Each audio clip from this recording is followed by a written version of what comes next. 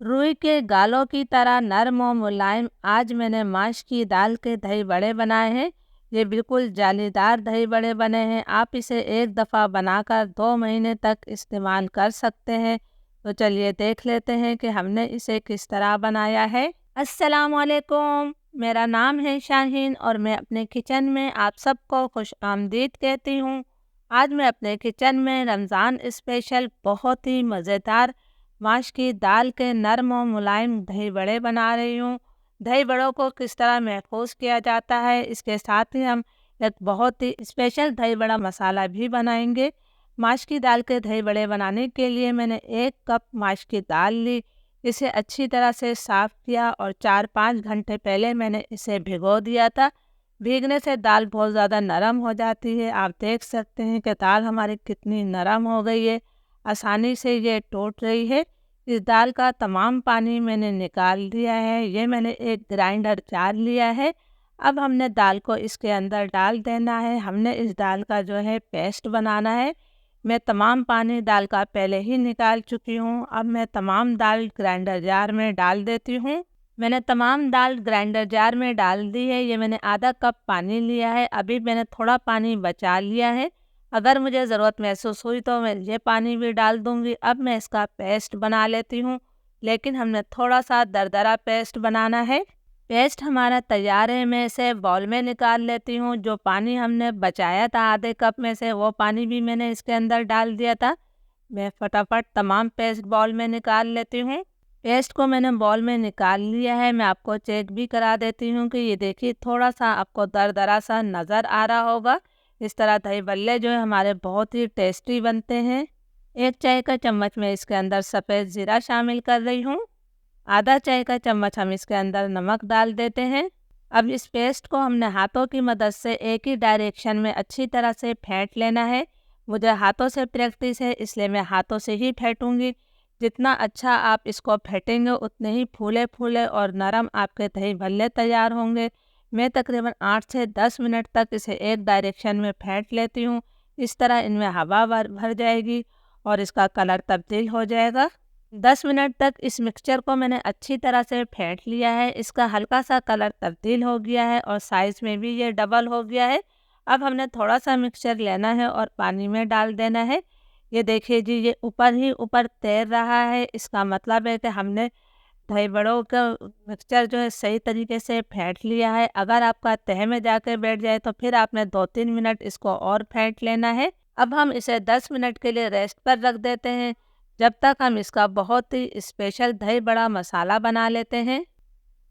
Special दही बड़ा मसाला बनाने के लिए मैंने 1 खाने का चम्मच भरकर सफ़ेद ज़ीरा लिया है। ये दही बड़ा मसाला किचन में मौजूद चीज़ों से बन जाएगा और बहुत बेहतरीन दही बड़ा मसाला तैयार होगा। अब मैं इसके अंदर 1.5 खाने के चम्मच भरकर जो है साबुत धनिया डाल रही हूँ। आधा चाय का चम्मच मैं इसके अंदर अजवाइन शामिल कर रही हूँ। 1 चाय का चम्मच हम इसके अंदर काली मिर्च डाल देते हैं। 10-12 मैंने साबुत गोल मिर्चें ली हैं। फ्लेम मैंने लो टू मीडियम रखा है। 1 खाने का चम्मच भरकर मैंने पुदीने के पत्ते लिए हैं। यह ऑप्शनल है, आप इसे डालना चाहते हैं तो डाल दीजिएगा, बड़ी प्यारी इससे खुशबू आएगी। लो टू मीडियम फ्लेम पर मैं इन मसालों को इतनी देर तक भूनूंगी कि इनका कलर तब्दील हो जाए और इसमें से अच्छी सी खुशबू आने लगे। मसालों का कलर तब्दील हो गया है और माशाल्लाह इसमें से बहुत ही प्यारी खुशबू आ रही है। तो अब मैं चूल्हा बंद कर रही हूँ। इसे हम ठंडा कर लेंगे। जब ये ठंडा हो जाएगा तो इसका मैं दरदरा सा पाउडर बना लूँगी। जब हम मसालों को ड्राई रोस्ट कर कर पाउडर बनाते हैं तो इस तरह हमारा दही बड़ा मसाला जो है 6 महीने तक ख़राब नहीं होगा, क्योंकि इसकी नमी ख़त्म हो जाती है। मसाले हमारे ठंडे हो गए थे तो मैंने इन्हें जार में डाल दिया है। अब हमने इसके अंदर कुछ और पाउडर मसाले शामिल करना है। आधा चाय का चम्मच मैं इसके अंदर काला नमक डाल रही हूँ। आधा चाय का चम्मच हम रेगुलर नमक डाल देते हैं। 1 चाय का चम्मच में इसके अंदर पिसी हुई खटाई, जिसे आमचूर पाउडर कहते हैं, ये शामिल कर देती हूँ। 1/4 टीस्पून में इसके अंदर टाटरी शामिल कर रही हूँ। छोटे छोटे से बारीक दाने होते हैं, तो अच्छी सी खटास आ जाएगी। अगर आपके पास टाटरी नहीं है तो आपने आमचूर पाउडर का इस्तेमाल ज़्यादा करना है। अब मैं इसका दरदरा सा पाउडर बना लेती हूँ।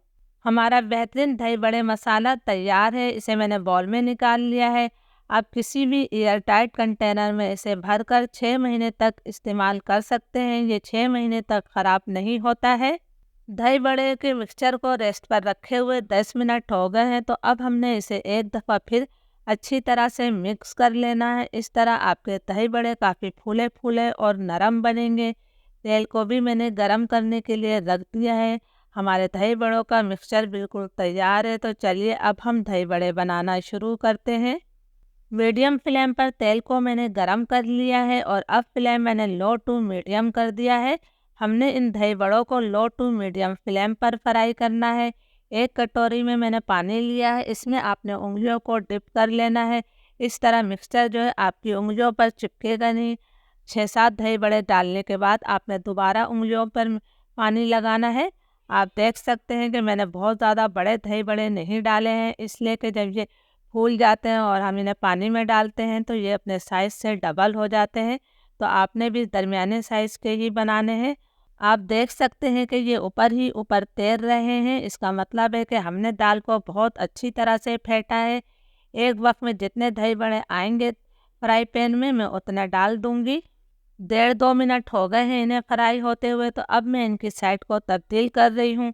आप देख सकते हैं कि माशाल्लाह कितने फूले फूले हमारे दही बड़े बन रहे हैं और बहुत ही नरम ये दही बड़े तैयार होंगे। बस आपने फ्लेम को लो टू मीडियम रखना है ताकि ये अंदर तक अच्छी तरह से पक जाए। जब तक इन पर अच्छा सा कलर नहीं आ जाता मैं इन्हें फ्राई कर लेती हूँ।